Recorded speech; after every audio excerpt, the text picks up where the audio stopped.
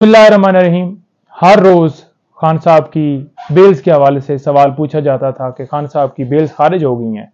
तो उस हवाले से अपडेट दे दूं कि खान साहब की जो बेल्स खारिज हुई थी उनमें हमने सुप्रीम कोर्ट में पिटीशन फाइल कर दिया है कि बुनियादी इंसानी हकूक़ की खिलाफ वर्जियाँ हो रही हैं, खान साहब को फेयर ट्रायल नहीं दिया जा रहा। मुख्तलिफ केसेस में कोई मंतक ही नहीं है जिस बुनियाद के ऊपर जो है बेल्स खारिज की जा रही हैं, नैब हो, FIA हो, एंटी टेररिज्म कोर्ट हो या दीगर कोर्ट्स हों।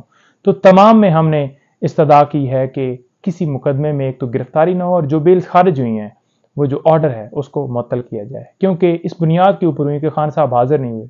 तो आमिर फारूक साहब की जजमेंट है जिसमें वाज़ह तौर पर ये कहा गया है कि वीडियो लिंक के जरिए हाजिरी लगाई जा सकती है बेल स्टेज पर। तो हाजिरी उनकी लगाई जा सकती थी या उन्हें तलब किया जा सकता था, जो कि नहीं किया गया।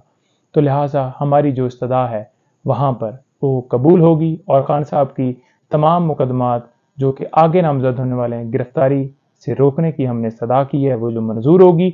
और उसके साथ साथ जो तोशाखाना केस जिसके अंदर सज़ा हुई है खान साहब को, वो बेल हमारी मंजूर होगी और खान साहब जो है इंशाअल्लाह आप सबके दरमियान होंगे। लीगल टीम पूरी एक्टिव है मुलाकातों के हवाले से या जो हमारे ख़ादशात, डॉक्टर की एक्सेस, बाकी जो चीज़ें हैं वो सारी पटिशनें हम गाए बगाए डाल रहे हैं। जितनी ज़्यादा से ज़्यादा कोर्ट से इस्तदा हो सकती है हम कर रहे हैं।